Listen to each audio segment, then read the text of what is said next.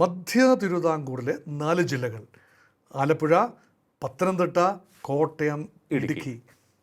ഈ ജില്ലകൾ ആര് പിടിക്കുന്നുവോ അവരായിരിക്കും കേരളം ഭരിക്കുന്നത്. മുൻകാല കമ്മ്യൂണിസ്റ്റുകൾ എന്നവരെല്ലാം ആക്രമിക്കുന്നത് പിണറായിസത്തെയാണ്, കമ്മ്യൂണിസത്തെയല്ല. ഗൗരവമായി പരിഗണിക്കേണ്ട ഒരു പ്ലെയർ കൂടെ വരികയാണ് മധ്യ കേരളത്തിലേക്ക്. അതാണ് BJP. ബംഗാളിൽ ബുദ്ധദേവ ഭട്ടാചാര്യ ആയിരുന്നെങ്കിൽ ഇവിടെ പിണറായിയാണ്. അപ്പോൾ അവിടെ ബംഗാൾ നാളെ കേരളത്തിൽ ആവർത്തിക്കില്ലേ? UDFിൽ നിന്ന് LDFിലേക്കോ LDFിൽ നിന്ന് UDFിലേക്കോ പോകാനുള്ളൊരു പാലമാണ് കേരള കോൺഗ്രസ്. തോൽപ്പിച്ചു വിടാൻ മത്സരിക്കുകയാണ് കോൺഗ്രസ്സുകാർ.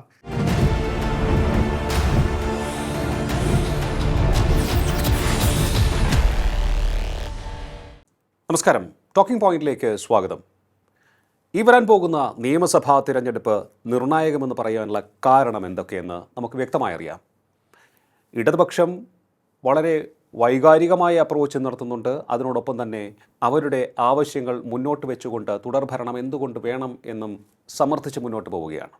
എന്നാൽ 10 വർഷം അധികാരത്തിൽ നിന്നും അകന്നു നിന്ന UDFന് ഈ തിരഞ്ഞെടുപ്പോടെ തിരിച്ചു വന്നേ മതിയാവൂ എന്ന സാഹചര്യവുമുണ്ട്. BJP തങ്ങൾക്കൊരവസരം തരണമെന്ന് പറഞ്ഞുകൊണ്ട് ഒരു ഇമ്പാക്റ്റ് ഉണ്ടാക്കാനുള്ള ശ്രമവും നടത്തുന്നു.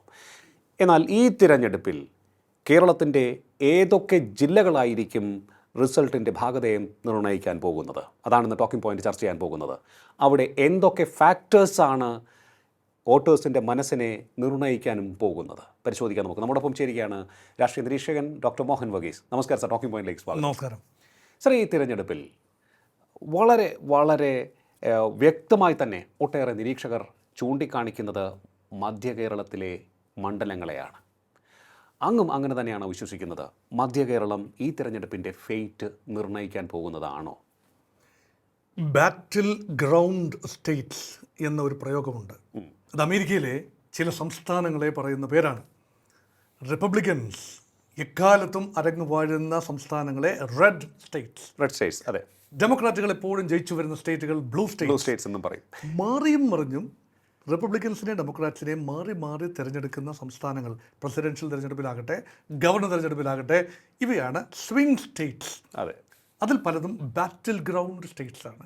ആ രാവണം പ്രസിഡന്റ് എന്ന് തീരുമാനിക്കുന്നത് ഈ സ്റ്റേറ്റ്സ് ആണ്. അതെ. സമാനമായ രീതിയിൽ കേരളത്തിൽ കൃത്യമായ രാഷ്ട്രീയ അഭിരുചിയുള്ള ജില്ലകളുണ്ട്. ഇവിടെ സ്റ്റേറ്റ്സ് എന്നല്ല പറയുക, ജില്ലകളാണ്. ഇവിടെ ജില്ലകളുണ്ട്. തിരുവനന്തപുരം, കൊല്ലം ജില്ലകൾ പൊതുവേ റെഡ് ബാസ്റ്റ്യൻ എന്ന് പറയാനാവില്ല എങ്കിലും പൊതുവെ ഇടതുപക്ഷത്തെ പുൽകിയ ഒരു ചരിത്രമാണ്. ഇപ്പോൾ BJPക്ക് തീർച്ചയായും തിരുവനന്തപുരം നഗര കേന്ദ്രങ്ങളിൽ ഇപ്പോൾ ശക്തമായ സ്വാധീനമുണ്ട്. ഒറ്റപ്പെട്ട കേന്ദ്രങ്ങളിൽ തീരദേശ മേഖലയിൽ ഉൾപ്പെടെ കോൺഗ്രസിനും സ്വാധീന മേഖലയുണ്ട്, മറക്കുന്നില്ല. ആലപ്പുഴ ജില്ല പലപ്പോഴും ഇടത് കോട്ടയാണ് അല്ലെ? പുന്നപ്ര വയലാറിൻ്റെ ഒരു മണ്ണ്, വിപ്ലവ മണ്ണാണ്. വിപ്ലവ വൈകാരിക മണ്ണെന്ന് വേണമെങ്കിൽ പറയാം. വിപ്ലവ വൈകാരിക മണ്ണാണ്. അവിടെയാണ് ഈ വിപ്ലവത്തിനെ വേറൊരു രീതിയിൽ കാണുന്ന ഏറ്റവും നൈർമല്യമുള്ള കമ്മ്യൂണിസ്റ്റുകളുണ്ട് എന്ന് പറയുന്ന സൈദ്ധാന്തികമായ അടിത്തറ ഒട്ടും കളയാൻ ഇപ്പോഴത്തെ കമ്മ്യൂണിസത്തിൻ്റെ പോക്ക് തെറ്റെന്ന് ചിന്തിക്കുന്നവരും ആലപ്പുഴ. അതാണ് G. സുധാകരൻ അവസരവാദി എന്ന് ചിലർ വിളിക്കുന്നു. കറക്റ്റ് കമ്മ്യൂണിസ്റ്റ് ആയി അഴിമതിരഹിത ഒരു പ്രതിച്ഛായയിൽ പോകുന്നു. അപ്പം ആലപ്പുഴ ജില്ലയെ നമ്മളൊരു റെഡ് ബാസ്റ്റനായി കണ്ടിരുന്നു. പക്ഷേ പലപ്പോഴും ലോക്സഭാ തെരഞ്ഞെടുപ്പിൽ ഉൾപ്പെടെ മാറി ചിന്തിച്ചു. പത്തനംതിട്ട ജില്ലയെ UDF ബാസ്റ്റനായിട്ടാണ് എക്കാലത്തും കരുതിയിരുന്നത്. പക്ഷേ കഴിഞ്ഞ നിയമസഭാ തെരഞ്ഞെടുപ്പ് 2ലും ഇടതുപക്ഷം വൻ വിജയമാണ്. 5 സീറ്റ് നേടി. 2021, 2016 5-ൽ 4, കോന്നി ഒഴിച്ച് 4 സീറ്റുകൾ. അപ്പോൾ ഒരു സ്വിംഗ് സ്റ്റേറ്റായി മാറി, സ്വിംഗ് ഡിസ്ട്രിക്റ്റായി മാറി പത്തനംതിട്ട. സമാനമായ രീതിയിൽ കോട്ടയം UDFിൽ കേരള കോൺഗ്രസിലൊക്കെ നിന്നിരുന്ന സമയത്ത് KM മാണിയുടെ ഒരു ബലത്തിലും കോൺഗ്രസിൻ്റെ ശക്തിയിലും ഇടതുപക്ഷത്തിൻ്റെ ബാലികേറാമലയായിരുന്നു കോട്ടയം. ഒറ്റപ്പെട്ട അതിർത്തികളിൽ CPIക്ക് വടക്ക് പ്രദേശത്തൊക്കെ ചില സ്വാധീനങ്ങളുണ്ട് എന്നല്ലാതെ കോട്ടയം വാസ് UDF ബാസ്റ്റ്യൻ. ഇപ്പോഴെങ്ങനെയല്ല, അതൊരു LDFന് മേധാവിത്വമുള്ള ഒരു ഘടകമാണ് കഴിഞ്ഞ തെരഞ്ഞെടുപ്പിൽ ഉൾപ്പെടെ. ഇടുക്കിയിലും അതുപോലെയാണ്. മലയോര കുടിയേറ്റ മേഖല ഉൾപ്പെടെയുള്ള മേഖലകളിൽ അവിടുത്തെ വിഷയങ്ങൾ വ്യത്യസ്തമാണ്. അതും UDFന് നല്ല സ്വാധീനമുള്ളതും പിൽക്കാലത്ത് കഴിഞ്ഞ ഒരു 10 വർഷമായി LDFിൻ്റെ ഒരു തേരോട്ടം കണ്ട ജില്ല എന്ന നിലയിൽ ഇടുക്കി. അങ്ങനെ ഈ 4 ജില്ലകൾ, മധ്യ തിരുവിതാംകൂറിലെ 4 ജില്ലകൾ: ആലപ്പുഴ, പത്തനംതിട്ട, കോട്ടയം, ഇടുക്കി. ഈ ജില്ലകൾ ആര് പിടിക്കുന്നുവോ അവരായിരിക്കും കേരളം ഭരിക്കുന്നത് എന്ന പൊതുവിശ്വാസത്തിൽ നിന്നുകൊണ്ടാണ് ഈ ചർച്ചയിലേക്ക് നമ്മൾ വരുന്നത്. യഥാർത്ഥം നോക്കൂ, ഞാൻ പറഞ്ഞല്ലോ തിരുവനന്തപുരം കൊല്ലം LDF-ൻ്റേത്, Ernakulam out and out UDF, Thrissur LDF-ന് എഡ്ജ്, മലപ്പുറം 100% ഉറപ്പായി പറയാം 14 സീറ്റെങ്കിലും UDF-ന് എക്കാലത്തും ലഭിക്കാവുന്ന ഒരു ജില്ല.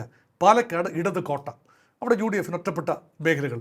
അതുപോലെ വയനാട് UDF LDF മാറി പക്ഷേ എപ്പോഴും UDF-ന് തന്നെയാണ് പ്രാധാന്യം ലോക്സഭാ തെരഞ്ഞെടുപ്പിൽ ഉൾപ്പെടെ. കോഴിക്കോട് ഇടതുപക്ഷത്തെ കൂടുതലായി ഈ സമീപകാലത്തെ പുലുകി നിന്നു. അതൊരു സ്വിംഗ് സ്റ്റേറ്റ് ആകാം, സ്വിംഗ് ഡിസ്ട്രിക്റ്റ് ആകാം കോഴിക്കോട്. ഇപ്രാവശ്യം മുസ്ലിങ്ങളുടെ ഒരു വോട്ടിംഗ് പാറ്റേൺ അതല്ല നമ്മുടെ ഇപ്പോഴത്തെ ചർച്ചയുടെ ഒരു ഇതിവൃത്തം. കണ്ണൂർ ഇടത് കോട്ടയാണ്, കാസർഗോഡ് ഇടത് മേധാവിത്വം, മഞ്ചേശ്വരം കാസർഗോഡ് ഒഴിച്ച് കാസർഗോഡ് ജില്ല. മധ്യ തിരുവിതാംകൂറിലേക്ക് വീണ്ടും വരുമ്പോൾ what is the magic behind the swing? ഒന്ന് രണ്ട് കോമൺ പ്രത്യേകതകൾ പറയാം. ക്രൈസ്തവ ന്യൂനപക്ഷത്തിന് കേരളത്തിൽ മൊത്തം ശതമാനത്തിൽ 18.6%. അതാണ് ജനസംഖ്യ. അതിൽ നല്ല പങ്കും കോട്ടയം ജില്ലയിൽ ആണ്. ഒരു ജില്ലയിലും ഭൂരിപക്ഷമില്ല ക്രൈസ്തവർ. കേരളത്തിലെ ഒരു ജില്ലയിലും ഭൂരിപക്ഷമില്ല. തമിഴ്നാട്ടിൽ ചില ജില്ലകളിൽ ഭൂരിപക്ഷമുണ്ട് എന്നോർക്കണം. കന്യാകുമാരി പ്രദേശത്ത്, നാഗർകോവിൽ പ്രദേശത്ത് ഭൂരിപക്ഷമാണ്. പക്ഷേ കേരളത്തിൽ അങ്ങനെയല്ല. കോട്ടയം ജില്ലയിൽ പോലും 40% അടുത്ത് മാത്രമാണ് ക്രൈസ്തവരുടെ അംഗസംഖ്യ. പത്തനംതിട്ട ജില്ലയിലും അതുപോലെ 40% താഴെയാണ്, 37% മറ്റുമാണ്. അപ്പം ക്രൈസ്തവർക്ക് ഏറ്റവും അധികം മൊത്തം സ്റ്റേറ്റ് ആവറേജിനേക്കാൾ കൂടുതൽ നമ്പേഴ്സുള്ള ജില്ല. സ്വാഭാവികമായി ക്രൈസ്തവരുടെയും മുസ്ലിങ്ങളുടെയും പാർട്ടി എന്ന നിലയിലാണ് UDF സംവിധാനത്തെ കണ്ടത് ആളുകൾ.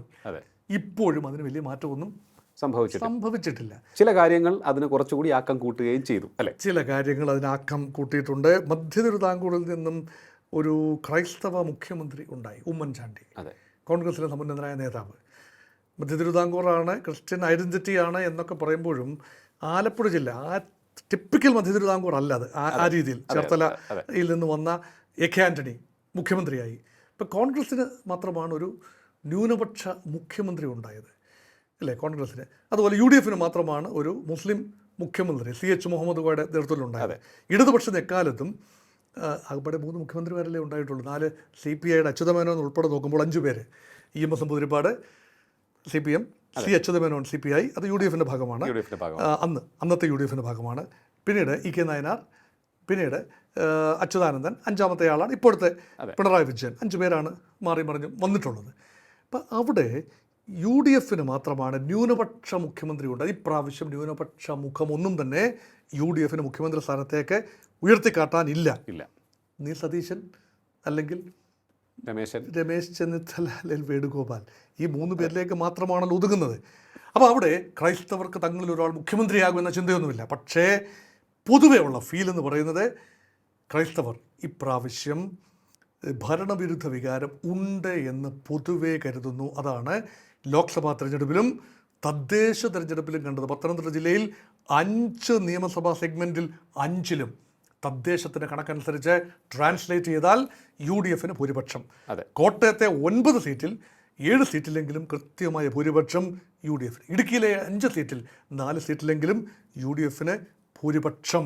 ആലപ്പുഴ ജില്ലയിൽ സമാധാനം നിൽക്കുകയാണ്. അവിടെ ഇടതുപക്ഷത്തിന് ലേശം മുൻതൂക്കമുണ്ട്. ഇങ്ങനെയാണ് ഏറ്റവും ലേറ്റസ്റ്റായ ഒരു ഫിഗേഴ്സ് നിൽക്കുന്നത്. അവിടെ നിന്നും മുന്നോട്ട് പോകാൻ LDF-ന് കഴിയുമോ? കഴിഞ്ഞ പ്രാവശ്യത്തെ നിലവാരം അത്രയും ഒരിക്കലും ഉണ്ടാവില്ല, പക്ഷേ അത് ഒലിച്ചു പോകാതെ നിൽക്കാനാവുമോ? അവിടെയാണ് മൂന്നാമതൊരു പ്ലെയർ, ഗൗരവമായി പരിഗണിക്കേണ്ട ഒരു പ്ലെയർ കൂടെ വരികയാണ് മധ്യ കേരളത്തിലേക്ക്. അതാണ് BJP. ക്രിസ്ത്യൻ ഔട്ട്റീച്ച്, BJP-യുടെ ക്രിസ്ത്യൻ ഔട്ട്റീച്ചിൻ്റെ ഭാഗമായി വൻപൻ പ്രതീക്ഷകളുമായി മധ്യ കേരളത്തിലെ കത്തോലിക്ക, orthodox, Jacobite and Marthoma വിഭാഗങ്ങളിലേക്ക്, Pentecost വിഭാഗങ്ങളിലേക്ക് ഉൾപ്പെടെ ഇരച്ചു കയറാനൊരു ശ്രമം BJP നടത്തി.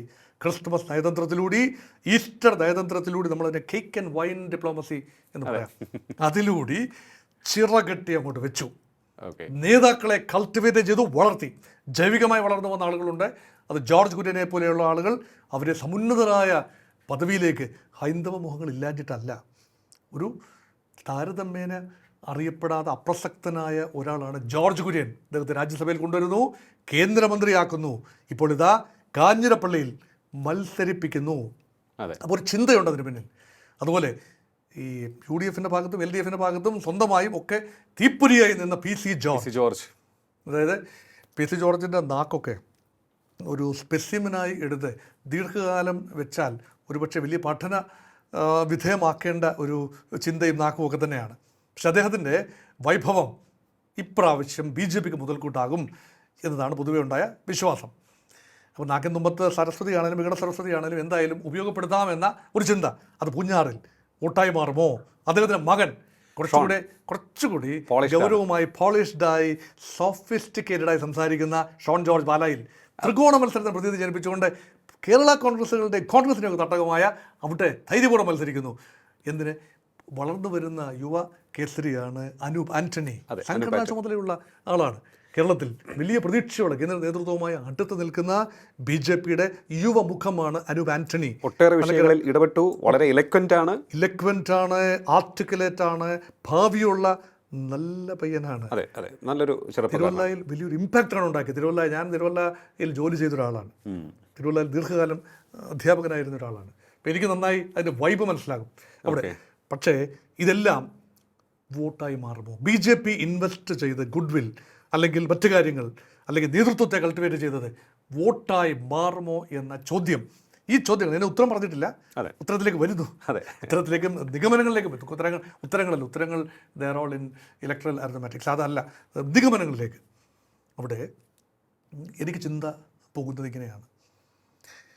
BJP ഫ്ലാറ്റൻഡ് ടു ഡിസീവ് എന്ന് പറഞ്ഞാൽ വലിയ പ്രതീക്ഷ ഉണ്ടാക്കി. ഇങ്ങനെ കയറി വരും. BJPയുടെ പിന്തുണ, മോദി ഫാക്ടർ അവിടെ പ്രഭാവമുണ്ട്. സ്റ്റെബിലിറ്റി, സെക്യൂരിറ്റി, വികസന റെറ്ററിക് എല്ലാം ഓക്കെ. ക്രൈസ്തവർക്ക് അന്ധമായ BJP വിരോധമൊന്നുമില്ല. ഇസ്ലാം BJP കാണുന്ന പോലല്ല ക്രൈസ്തവർ പൊതുവെ BJP കാണുന്നത്.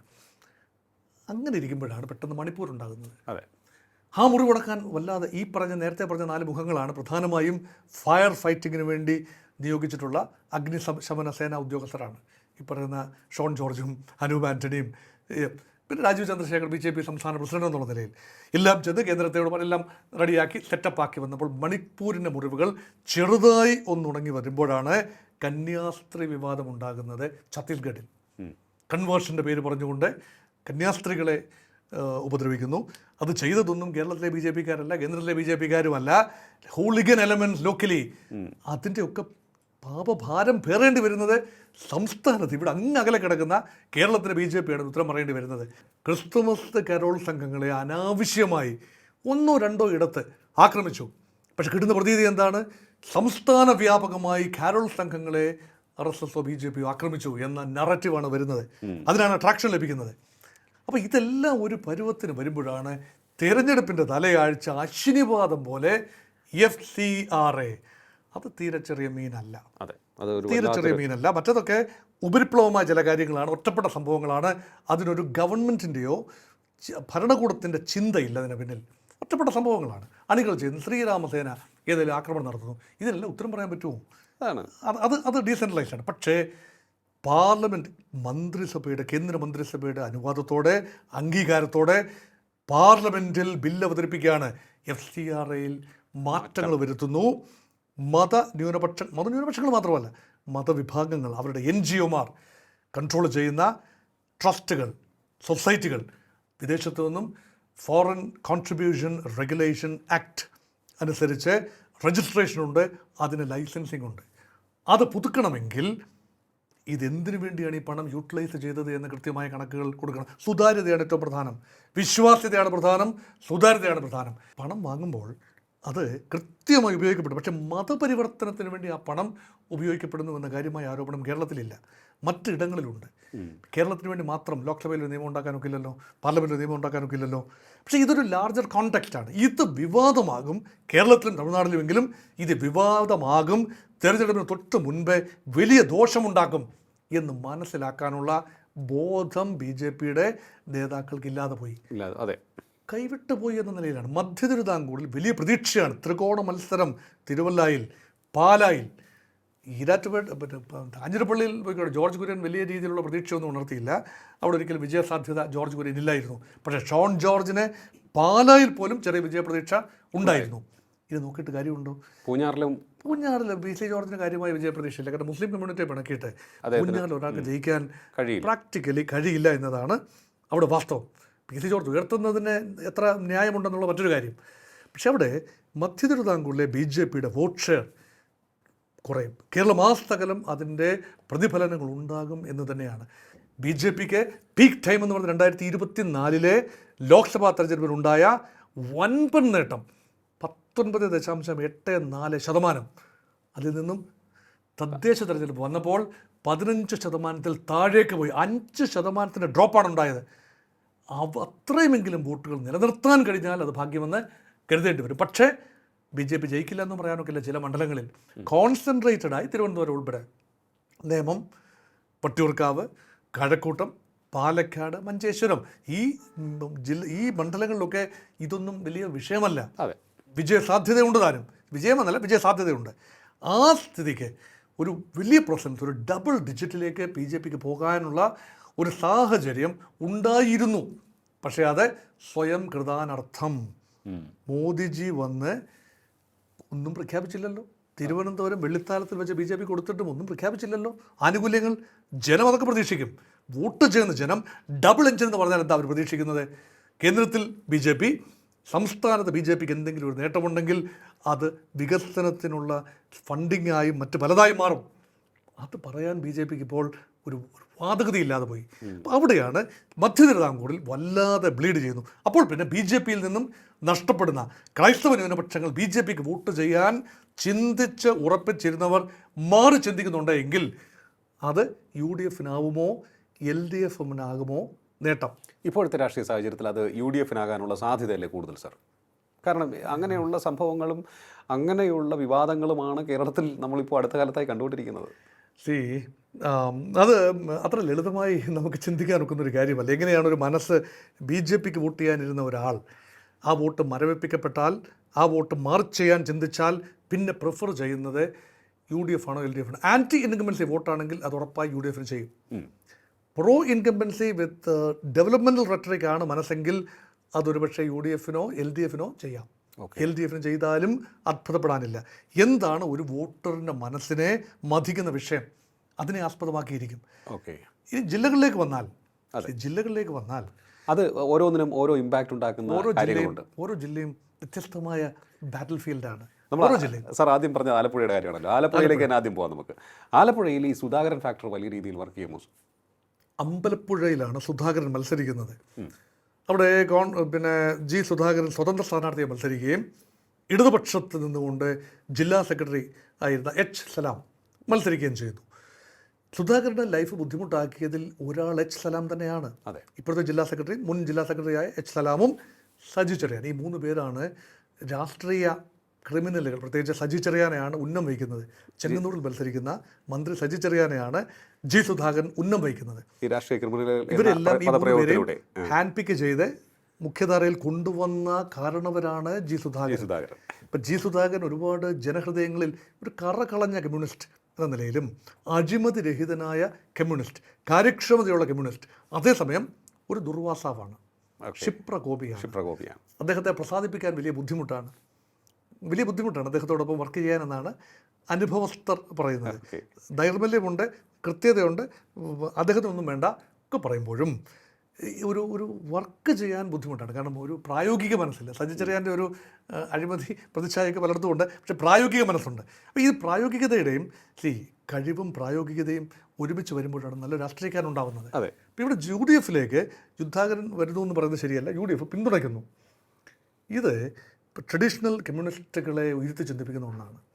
G. സുധാകരൻ ഉയർത്തുന്ന ഒരു ചിന്ത അമ്പലപ്പുഴയിൽ ഒരുപക്ഷെ G. സുധാകരൻ ജയിച്ചു വരാൻ കഴിഞ്ഞില്ല എങ്കിൽ പോലും മറ്റ് ചില ജില്ലകളിലെങ്കിലും ഇടതുപക്ഷ മനസ്സുകളിൽ ഇടതുപക്ഷത്തിൻ്റെ, പ്രത്യേകിച്ച് CPMൻ്റെ ഇപ്പോഴത്തെ പോക്കിനെക്കുറിച്ച് ഒരുപാട് പുനർവിചിന്തനങ്ങൾ.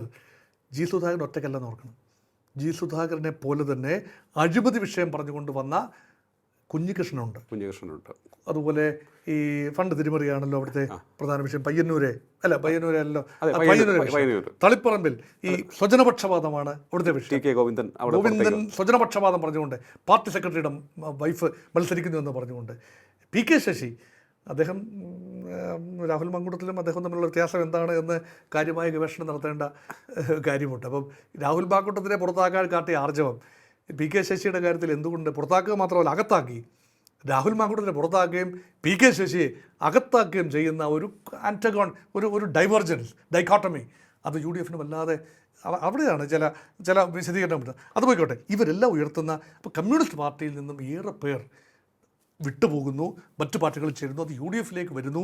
ഈ ചിന്ത വ്യാപകമാണ്. വിട്ടുനിൽക്കുന്നവർ, അതായത് ഒന്നിലും ചേരാതെ വിട്ടുനിൽക്കുന്നവർ വലിയൊരു വിഭാഗം ഉണ്ടാകും ഈ തെരഞ്ഞെടുപ്പിൽ എന്ന് പറഞ്ഞു. ഈ ലെഫ്റ്റ് ലിബറലുകൾ അല്ലെങ്കിൽ ആ രീതിയിൽ ചിന്തിക്കുന്ന കുറേയേറെ പേരുണ്ട്.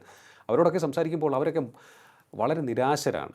ഈ പാർട്ടി ഇത്തരത്തിൽ പോകുന്നത് ശരിയാവില്ല. അപ്പോൾ ഞാൻ ചോദിച്ചു, നിങ്ങൾ ആരെ പിന്തുണയ്ക്കും? ഞങ്ങളുടെ മനസ്സ് അതിനെ അനുവദിക്കുന്നില്ല, ഞങ്ങൾ ഈ തെരഞ്ഞെടുപ്പിൽ വോട്ട് ചെയ്യില്ല എന്ന് പറയുന്ന കുറേ പേര്, ഒരുപാട് പേരുണ്ട്. അങ്ങനെ ഒരു മുൻകാലങ്ങളിൽ ഇങ്ങനെ പറയുന്നത് യു ഡി എഫ് വോട്ടുകളാണ് മരവിപ്പിക്കപ്പെടുന്നത്. മടി കാരണം ഒരു വലിയ മഴക്കാറുണ്ടെങ്കിൽ ഇന്ന് മഴ പെയ്യും, ദേഹം നനയും, അതുകൊണ്ട് വോട്ട് ചെയ്യേണ്ട എന്ന് ആരെങ്കിലും ചിന്തിച്ചിട്ടുണ്ട്. അത് മുൻകാലങ്ങളിൽ അത് യു ഡി എഫ് വോട്ടായിരുന്നു. അത് പ്രത്യയശാസ്ത്രമൊന്നും വിഷയമൊന്നുമില്ല, നല്ല നിലയിലാണ്. വോട്ട് ചെയ്തില്ലേലും അവരാരെങ്കിലുമൊക്കെ ജയിച്ചോളും, ഞങ്ങൾക്കൊന്നും വേണ്ടായേ എന്ന് പറയുന്ന മധ്യ തിരുവിതാംകൂറിൻ്റെ ഒരു ലളിത മനസ്സുണ്ട്. ഇതങ്ങനല്ല. ഇത് നിരർത്ഥകത, political futility, sense of futility തോന്നുന്ന ഒരുപാട് പേരുണ്ട്. ഇവരാണ് മുൻകാല കമ്മ്യൂണിസ്റ്റുകളാണ്. കമ്മ്യൂണിസ്റ്റ് സംവിധാനം കേരളത്തിൽ വരും, എല്ലാം നേരെയാകും എന്ന് ആത്മാർത്ഥമായി ചിന്തിച്ച, ഒന്നും വേണ്ടാത്ത നല്ല കറകളഞ്ഞ കമ്മ്യൂണിസ്റ്റുകൾ പലരും സി പി എമ്മിന് ഒരു കമ്മ്യൂണിസ്റ്റ് പാർട്ടിയായി പോലും അംഗീകരിക്കുന്നില്ല. അതെ, അവർ പറയുന്നത് വ്യക്തി കേന്ദ്രീകൃതമല്ലല്ലോ, അങ്ങനെയല്ലല്ലോ ഞങ്ങളെ പഠിപ്പിച്ചത്, പക്ഷേ ഇപ്പോൾ എന്താണ് ചെയ്യുന്നത്? ഇതാണ് അവർ ചോദിക്കുന്നത്. കൃത്യമായി ഈ വാക്കുകളാണ് അവർ ഉപയോഗിക്കുന്നത്. പാർട്ടിക്ക് പോലും പ്രാധാന്യമില്ല. ആരാണ് വലിയവൻ? അതെ, പിണറായി വിജയൻ എന്ന മുഖ്യമന്ത്രിയാണോ, എം വി ഗോവിന്ദൻ എന്ന പാർട്ടി സെക്രട്ടറിയാണോ, എം എ ബേബി എന്ന ദേശീയ സെക്രട്ടറിയാണോ? അദ്ദേഹത്തെക്കുറിച്ച് ഇപ്പോൾ കേൾക്കാനില്ല. ഇപ്പം ഇവിടെ ഒരു പെക്കിംഗ് ഓർഡറിൽ ശ്രീ പിണറായി വിജയൻ ഇന്ത്യയിൽ സി പി എമ്മിൻ്റെ 1-ാം സ്ഥാനത്ത് നിൽക്കുന്നു. അദ്ദേഹത്തിലേക്കാണ് പാർട്ടി, കേരളത്തിലെ പാർട്ടിയാണ് പണമുള്ള പാർട്ടി, അധികാരമുള്ള പാർട്ടി, ഗാൽവനൈസ് ചെയ്യപ്പെടുന്നു. എം എ ബേബി അപസാക്ഷിയാകുന്നു എന്ന ചിന്തയുള്ളവരുണ്ട്. അവർക്ക് കമ്മ്യൂണിസം അവർ തള്ളിക്കളയുന്നുകൊണ്ടല്ല, സി പി എമ്മിനെ അവർ പൂർണ്ണ കമ്മ്യൂണിസ്റ്റായി കാണുന്നില്ല. ക്രോണി ക്യാപിറ്റലിസത്തിൻ്റെ ലക്ഷണങ്ങൾ, ലാഞ്ചനകൾ കംപ്ലീറ്റ്ലി കമ്മ്യൂണിസത്തിലേക്ക് സന്നിവേശിക്കപ്പെട്ടിരിക്കുന്നു. അതിൻ്റെ പിന്നിൽ പിണറായിയാണ്. അത് ബംഗാളിൽ ബുദ്ധദേവ ഭട്ടാചാര്യ ആയിരുന്നെങ്കിൽ ഇവിടെ പിണറായിയാണ്. അപ്പോൾ അവിടെ ബംഗാൾ നാളെ കേരളത്തിൽ ആവർത്തിക്കില്ലേ? അതുകൊണ്ട് തിരിച്ചു പിടിക്കേണ്ടതില്ലേ? ഇങ്ങനെ ഒരു പരാജയം ആവാം, സി പി എമ്മിനൊരു പരാജയം ആവാം എങ്കിൽ മാത്രമേ തിരിച്ചു പിടിക്കാനൊക്കൂ എന്ന ചിന്തയുള്ള കുറച്ച് പേരെങ്കിലും ഞാൻ കണ്ടുമുട്ടിയിട്ടുണ്ട്. ചാനൽ ചർച്ചകൾ ഉൾപ്പെടെ ഇരിക്കുന്ന പലരും കേരളത്തിലെ പ്രധാനപ്പെട്ട ചാനലുകളിൽ അന്തിച്ചർച്ച ഇരിക്കുന്ന ഒരാൾ ഞാനാണല്ലോ, ഞങ്ങളൊക്കെ തന്നെയാണല്ലോ ഇരിക്കുന്നത്. അപ്പോൾ ഇവിടെ ആ ഒരു മുൻകാല കമ്മ്യൂണിസ്റ്റുകൾ എന്നവരെല്ലാം ആക്രമിക്കുന്നത് പിണറായിസത്തെയാണ്, കമ്മ്യൂണിസത്തെയല്ല, പിണറായിസത്തെയാണ്. ഇടതുപക്ഷത്തെ അവർ ആക്രമിക്കുന്നില്ല. ഫലത്തിൽ അവരുടെ വാക്കുകൾ യു ഡി എഫിന് പ്രയോജനം കിട്ടുകയും ചെയ്യും. യു ഡി എഫിനോ ബി ജെ പിക്കോ പ്രയോജനം ലഭിക്കുന്ന രീതിയിലാണ് ആ വാക്കുകൾ വരുന്നത്. ഒരുപക്ഷെ മാധ്യമങ്ങൾ അങ്ങനെയായിരിക്കും അവരെ ഉപയോഗിക്കപ്പെടുകയാണ് പലപ്പോഴും. അതുകൊണ്ടാണ് പറയുന്നത് മധ്യ തിരുവിതാംകൂറിൽ ഈ ടെൻഡൻസി ഉള്ള ഒരു ജില്ലയാണ് ആലപ്പുഴ ജില്ല. ആലപ്പുഴ ജില്ലയിലെ ബാറ്റിൽ ഫീൽഡ് ഒരു മണ്ഡലമാണ് ഈ പറയുന്ന അമ്പലപ്പുഴ. ചെങ്ങന്നൂർ മണ്ഡലത്തിലേക്ക് ശക്തമായ ശ്രദ്ധയുണ്ട്. സജി ചെറിയാൻ മത്സരിക്കുന്നു. അതിനെതിരെ കോൺഗ്രസ്, വളരെ സീനിയർ ഒരു വ്യക്തിയാണ് കോൺഗ്രസിൽ, എബി കുര്യാക്കോസ്, അദ്ദേഹം മത്സരിക്കുന്നു. ഇത് കൃത്യമായ ഒരു മേൽവിലാസമുള്ള, കൃത്യമായ ഒരു കോൺഗ്രസ് പശ്ചാത്തലമുള്ള കോൺഗ്രസ്സുകാർ, അച്ചടക്കമുള്ള ഒരു കോൺഗ്രസ്സുകാരൻ മത്സരിക്കുന്നു. പക്ഷേ മറുവശത്തെ ഏറെ പ്രയോജനങ്ങൾ ലഭിച്ചിട്ടുണ്ട് സജി ചെറിയാനിൽ നിന്ന് ഒരുപാട് പേർക്ക്, വെള്ളപ്പൊക്ക സമയത്ത് ഉൾപ്പെടെ. ഇതെങ്ങനെ ബാലൻസ് ചെയ്യും? അതാണ് അവിടുത്തെ ചെങ്ങന്നൂരാണ് ആലപ്പുഴയുടെ ഒരു പത്തനംതിട്ട ജില്ലയിലേക്ക് ഇങ്ങനെ കടന്നു കയറി കിടക്കുന്ന ആലപ്പുഴയുടെ ഒരു മണ്ഡലമാണ് ചെങ്ങന്നൂർ. ഹരിപ്പാട്, ഭാവി മുഖ്യമന്ത്രി സ്ഥാനത്തേക്ക് പോലും പരിഗണിക്കപ്പെടാവുന്ന രമേശ് ചെന്നിത്തല മത്സരിക്കുന്ന ഹരിപ്പാട്, അത് തീർച്ചയായും അവിടെ ഒരു ഇടത്ത് കോട്ടയം എന്ന് പറയാനാവില്ലെങ്കിലും ഫൈറ്റ് ചെയ്ത് മാത്രം നേടേണ്ട അത് രമേശ് ചെന്നിത്തല ഇഫക്റ്റ് തന്നെ അവിടെ വർക്ക് ചെയ്യുന്നു എന്ന് വേണമെങ്കിൽ കാണാം. അവിടുത്തെ ബി ജെ പി വോട്ട് എങ്ങോട്ട് തിരിയും? ഹരിപ്പാടേക്ക് ശക്തനായ ഒരു ബി ജെ പി നേതാവിനെയാണ്, സന്ദീപ് വാചസ്പതിയാണ്, ചെങ്ങന്നൂർ മത്സരിക്കുമെന്ന് കരുതിയിരുന്ന വാചസ്പതിയാണ് ഹരിപ്പാട്ടേക്ക് വിട്ടിരിക്കുന്നത്. അവിടെ ബി ജെ പി വോട്ടുകൾ കൃത്യമായി വാചസ്പതിയുടെ പെട്ടിയിൽ വീണാൽ രമേശ് ചെന്നിത്തലയ്ക്ക് ബുദ്ധിമുട്ടാവുമോ? ചിന്തയുണ്ട്. അങ്ങണമെന്നില്ല, അദ്ദേഹം മുഖ്യമന്ത്രി സ്ഥാനത്തേക്ക് പരിഗണിക്കപ്പെടാവുന്ന ആളായതുകൊണ്ട് ജനം അത് കണ്ടറിഞ്ഞ് വോട്ട് ചെയ്തേക്കാം. പക്ഷേ അത്രയ്ക്ക് സേഫ് എന്ന് പറയാനാവില്ല. അപ്പം ചേർത്തല, അരൂർ, അപ്പം അതെല്ലാം തീരദേശ മണ്ഡലങ്ങളാണ്. ആലപ്പുഴ, ശരിയാണ്, എല്ലാം തീരദേശ മണ്ഡലങ്ങളാണ്. അപ്പം ഈ ഒരു രീതിയിൽ നോക്കുമ്പോൾ ആലപ്പുഴ ജില്ലയിൽ, കുട്ടനാട് ഉൾപ്പെടെ ആലപ്പുഴ ജില്ലയിലാണ്. കുട്ടനാട് കേരള കോൺഗ്രസുകൾ തമ്മിലൊക്കെ മത്സരിക്കുന്ന സ്ഥലമാണ്. ഏത് കേരള കോൺഗ്രസിലാണ് വിജയം. അതെ. അപ്പോൾ ആലപ്പുഴ ജില്ലയിൽ ഇപ്പോഴും ഇടതുപക്ഷത്തിന് മേൽക്കൈ ഉണ്ട് എന്ന് തന്നെയാണ് പൊതുവെയുള്ള കണക്കുകൾ കാണിക്കുന്നത്. പക്ഷേ UDF നില മെച്ചപ്പെടുത്താം. കഴിഞ്ഞ പ്രാവശ്യം 2 സീറ്റ് എന്നത് ഇപ്രാവശ്യം 3-4 സീറ്റുകളായി മെച്ചപ്പെടുത്താനുള്ള സാധ്യത എന്നല്ലാതെ UDFന് തേർവാഴ്ച ഉണ്ടാവില്ല. നല്ലൊരു പോരാട്ടം നടക്കുന്ന മറ്റൊരു മണ്ഡലം ആറന്മുളയല്ലേ സാർ? ആറന്മുള പത്തനംതിട്ട ജില്ലയിലാണ്. പത്തനംതിട്ട ജില്ലയിൽ 5 മണ്ഡലങ്ങൾ: തിരുവല്ല, ആറന്മുള, റാന്നി, കോന്നി, അടൂർ. ഈ 5 മണ്ഡലങ്ങളിൽ അടൂർ സംവരണ മണ്ഡലമാണ്. അവിടെ തിരുവഞ്ചൂർ രാധാകൃഷ്ണൻ നിരന്തരം ജയിച്ചു വന്നിരുന്നൊരു മണ്ഡലമാണ് ഏറെക്കാലം. പക്ഷേ അത് UDFൻ്റെ ഒരു ഉരുക്കുകോട്ട എന്ന് പറയാനാവില്ല. മണ്ഡല പുനഃസംഘടനയിൽ ഇതൊരു കടുത്ത ഇടതുപക്ഷ സ്വഭാവമുള്ളൊരു മണ്ഡലമായി മാറി. അടൂർ ഇപ്പോൾ പുതിയ കാൻഡിഡേറ്റ് CPI ആണ് മത്സരിക്കുന്നത്. ചിറ്റയം ഗോപകുമാറിൻ്റെ മണ്ഡലമായിരുന്നു. ഇപ്പോൾ CPIയുടെ പുതിയ കാൻഡിഡേറ്റ് മത്സരിക്കുന്നു. UDFന് വേണ്ടി CPI പ്രജി ഖണ്ണൻ. അതുപോലെ UDFന് വേണ്ടി പുതിയ കാൻഡിഡേറ്റ് മത്സരിക്കുന്നു. താരതമ്യേന കേരളം കേട്ടിട്ടില്ലാത്ത പേരുകളാണ് അടൂരിൽ മത്സരിക്കുന്നത്. അപ്പോൾ അവിടെ ഫലം പ്രവചനാതീതമാണ്. മറ്റ് പല ഫാക്ടേഴ്സും അവിടെ സംവരണ മണ്ഡലം ആണ്. BJPയുടെ പന്തളം പ്രതാപൻ മത്സരിക്കുന്നു അവിടെ. ഈ തിരുവല്ല ഒരു റിയൽ ബാറ്റിൽ ഗ്രൗണ്ടായി മാറിയിരിക്കുന്നു. തിരുവല്ലയിൽ LDFൻ്റെ സ്വഭാവിയായ ഒരാൾ മത്സരിക്കുന്നു. മുൻ മന്ത്രി മാത്യു ടി തോമസ്, ഏറെക്കാലം MLA ആയിരുന്ന ആൾ. അഡ്വക്കേറ്റ് മാത്യു ടി തോമസും അഡ്വക്കേറ്റ് വർഗീസ് മാമനും. ഇവർ തമ്മിലുള്ള മത്സരം രാഷ്ട്രീയത്തിനുപരിയായി വ്യക്തിബന്ധങ്ങളെയും അവിടെ ബാധിക്കും. പക്ഷേ പൊതുവേ ഒരു ട്രെൻഡ് ഉണ്ടെങ്കിൽ, UDF അനുകൂല ട്രെൻഡാണ് കേരളത്തിൽ കാണുന്നതെങ്കിൽ കൃത്യമായി UDF പക്ഷത്തേക്ക് പോകാവുന്നതും, അല്ല എങ്കിൽ സ്ഥാനാർത്ഥിയുടെ മെറിറ്റ് മാത്രമാണെങ്കിൽ എങ്ങനെയും മാറിപ്പോകാവുന്നതുമായ മണ്ഡലമാണ് തിരുവല്ല. അവിടെയാണ് അനൂപ് ആന്റണി വന്നിരിക്കുന്നത്. അവിടെയാണ് ശക്തമായ സാന്നിധ്യമായി അനൂപ് ആന്റണി വന്നിരിക്കുന്നത്. വലിയ കൊള്ളിമീൻ പോലെയാണ് അനൂപ് ആന്റണി വന്നിരിക്കുന്നത്. വർഷങ്ങളായി തിരുവല്ലയിൽ കേന്ദ്രീകരിച്ച് തിരുവല്ലയുടെ മുക്കും മൂലയും, തിരുവല്ലയ്ക്കൊരു കിഴക്കൻ ഭാഗമുണ്ട്, സ്വല്പം മല മേഖല, പടിഞ്ഞാറൻ ഭാഗമുണ്ട്, കുട്ടനാടിൻ്റെ ഭാഗങ്ങളാണ്, ചാത്തങ്കേരി, നിരണം, ആ ഭാഗങ്ങൾ. ഈ രണ്ടും ചേർന്ന MC റോഡിൻ്റെ കിഴക്കും പടിഞ്ഞാറുമായി കിടക്കുന്നൊരു മണ്ഡലം. അവിടെ അനൂപ് ആന്റണി പിടിക്കാൻ സാധ്യതയുള്ള വോട്ടുകൾ 30,000-ൽ പരം വോട്ടുകൾ പിടിക്കും, അല്ലെങ്കിൽ 40,000-ഓളം എത്താം. ശക്തമായ ത്രികോണ മത്സരം. 40,000 കൊണ്ട് ജയിക്കാനാവില്ലല്ലോ. ഒരു മണ്ഡലം ശരാശരി കേരളത്തിലെവിടെ, തിരുവല്ല മാത്രമല്ല കേരളത്തിലെവിടെയും 1,70,70,000-ഓളം വോട്ടുകൾ ഒരുപക്ഷെ ഉണ്ടാവും. ശരാശരിയാണ്. അത് 1,40,000, 1,50,000 പോൾ ചെയ്യപ്പെടാം. ജയിക്കണമെങ്കിൽ 60,000-ഓളം വോട്ടുകൾ വേണ്ടി വരും. ശരാശരി കണക്കുകളാണ്. 55,000-നും 60,000-നും വോട്ടിനിടയിൽ ഉണ്ടെങ്കിൽ ഒരു വിജയ സാധ്യത ഉണ്ട്. ത്രികോണ മത്സരത്തിൽ, നേരിട്ടുള്ള മത്സരത്തിൽ അതിനേക്കാളും കൂടുതൽ വേണ്ടി വരും. ത്രികോണ മത്സരത്തിൽ അങ്ങനെ വേണ്ടി വരും. അവിടെ BJPക്ക് ജൈവികമായ വളർച്ച ഉള്ള സ്ഥലമാണ്. ചില പഞ്ചായത്തുകളുടെ ഭരണമുണ്ട് ആ തിരുവല്ല മണ്ഡലത്തിൻ്റെ പരിധിയിൽ. ചെങ്ങന്നൂർ മണ്ഡലത്തിൻ്റെ പരിധിയിൽ 5 പഞ്ചായത്തിലാണ് BJPക്ക് ഭരണമെന്ന് ഓർക്കണം. തീരെ എഴുതി തള്ളാവുന്ന സ്ഥലമല്ല ചെങ്ങന്നൂർ. തിരുവല്ലയിൽ 2 പഞ്ചായത്തുകളുടെ ഭരണം BJPക്ക് ഉണ്ട്. പക്ഷേ ഇതൊക്കെ വേണമെങ്കിൽ പോലും ഈ FCRI ഉൾപ്പെടെയുള്ള കാര്യങ്ങൾ ബാധിക്കുന്ന ഒരു സ്ഥലം തിരുവല്ലയാണ്. അപ്പോൾ അനൂപ് ആന്റണിയുടെ സാധ്യതകൾക്ക് അവിടെ അങ്ങനെയാണ് ഒരു ചെറിയ മങ്ങലെങ്കിലും സംഭവിക്കുന്നത്. അതിനെ മറികടക്കാൻ അനൂപ് ആന്റണി കഴിയുമോ? പ്രചരണത്തിൽ ഗംഭീര പ്രചരണമാണ് അനൂപ് ആന്റണി തിരുവല്ലയിൽ നടത്തുന്നത്. ഈ ഒരുപക്ഷെ തിരുവല്ലയേക്കാളും കൂടുതൽ ജനശ്രദ്ധയുള്ളത് വീണ ജോർജ് മത്സരിക്കുന്ന ആറന്മുളയാണ്. ഒരു വിധി വൈപരീത്യം എന്ന് പറഞ്ഞാൽ ഈ KSUക്കാർ ആണല്ലോ ശത്രുവായിട്ട് കണ്ടത്. KSUക്കാർ ശത്രുവായി വീണ ജോർജിന് ആരോഗ്യരംഗ വിഷയങ്ങളാണ്. അബിൻ വർക്കിയാണ് ഇവിടെ മത്സരിക്കുന്നത്. KSU നേതാവായിരുന്ന യൂത്ത് കോൺഗ്രസ് സംസ്ഥാന വൈസ് പ്രസിഡന്റ് ആയിരുന്ന അബിൻ വർക്കി മത്സരിക്കുന്നു. അവിടെയും 2 ഓർത്തഡോക്സ് സമുദായത്തിലെ ആളുകളാണ്. തിരുവല്ലയിൽ UDF LDF മത്സരം 2 മാർത്തോമക്കാർ തമ്മിലാണെങ്കിൽ അവിടെ 2 ഓർത്തഡോക്സ് സമുദായത്തിലെ നേതാക്കൾ തമ്മിൽ മത്സരിക്കുന്നു. വീണ ജോർജിന് വ്യക്തിപരമായി ഓർത്തഡോക്സ് സമുദായത്തിൻ്റെ വോട്ടുകൾ പരമ്പരാഗതമായി കിട്ടിയിട്ടുണ്ട്. ഇപ്രാവശ്യം അത് മറ്റൊരാൾക്കും കൂടി വീതിച്ചു പോകും. അബിൻ വർക്കി അതിശക്തനായ ആളാണ്. BJPക്ക് കൊടുക്കാവുന്ന ഏറ്റവും യുഗപ്രഭാവനായ ആളാണ് കുമ്മനം രാജശേഖരൻ. ഇവിടെ കൃത്യം ത്രികോണ മത്സരമാണ്. ആറന്മുളയിൽ ഏറ്റവും അധികം പത്തനംതിട്ട ജില്ലയിൽ BJPക്ക് ഏറ്റവും അധികം വോട്ടുള്ള മണ്ഡലം ആറന്മുളയാണ്. ആറന്മുള ക്ഷേത്രത്തിന് ചുറ്റുമൊക്കെ നല്ല വോട്ടുണ്ട് BJPക്ക്. പക്ഷേ അത് ഇലക്ട്രൽ വിക്ടറിയിലേക്ക് മാറ്റിയെടുക്കാനാവുമോ എന്നുള്ളൊരു ചോദ്യമാണ്. അപ്പോൾ ന്യൂനപക്ഷ വോട്ടുകൾ മാത്രം അല്ല അവിടെ വരുന്നത്. ഭൂരിപക്ഷ സമുദായത്തിന് തന്നെ കൺസോളിഡേഷൻ. 2 ന്യൂനപക്ഷ സമുദായ ആളുകൾ മത്സരിക്കുന്നു, ഭൂരിപക്ഷ സമുദായത്തിൽ ഒരാൾ മത്സരിക്കുന്നു. എങ്ങനെയാണ് കൺസോളിഡേഷൻ ആറന്മുളയിൽ വർക്ക് ചെയ്യുന്നതെന്ന് കൃത്യമായി പറയാനാവില്ല. പക്ഷേ ആത്യന്തികമായ മത്സരം UDF LDF തമ്മിൽ തന്നെ ആയിരിക്കും. കുമ്മനം രാജശേഖരൻ കൂടുതൽ വോട്ട് പിടിച്ചാൽ അത് ആർക്കായിരിക്കും അനുകൂലമായി വരിക എന്ന് കുമ്മനം രാജശേഖരൻ കൂടുതൽ വോട്ട് പിടിക്കുകയാണെങ്കിൽ അത് വീണ ജോർജിന് അനുകൂലമായി വന്നേക്കാം. അങ്ങനെയുണ്ട് അല്ലേ? ഈ നായർ വോട്ട് എന്ന് പറയുന്ന ഒരു സങ്കല്പം, അതിൽ എത്രത്തോളം UDF-ലേക്ക് ലഭിക്കാം. ഓക്കെ, അതാണ് അത് കൃത്യം, അവിടെയും കൃത്യം. ഇതിനൊരു കൃത്യമായ ഉത്തരം അങ്ങനെ പറയാൻ നോക്കില്ല. അത് ദർസ് എൻ ഇൻഡിവിജ്വൽ ഫാക്ടർ. ഇപ്പം വീണ ജോർജിനെതിരെ വരുന്ന വോട്ടുകൾ രണ്ടായി ചിതറാം.